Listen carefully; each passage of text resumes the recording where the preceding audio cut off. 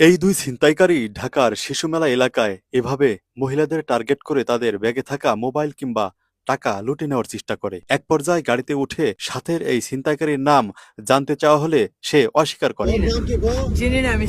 দৌড়ে পালানোর সময় আক্রমণ করে বসে কুকুর, আর সাথে গণধোলাই দেয় সাধারণ জনগণ এবং কাছে পাওয়া যায় এই ছুরি। পরে সাধারণ জনগণ পুলিশের কাছে তাকে তুলে দেয়। এবার বাকি এই ছিনতাইকারীকে ধরার জন্য পাশেই পুলিশ বক্সে থাকা পুলিশের সাহায্য নেওয়া হয়।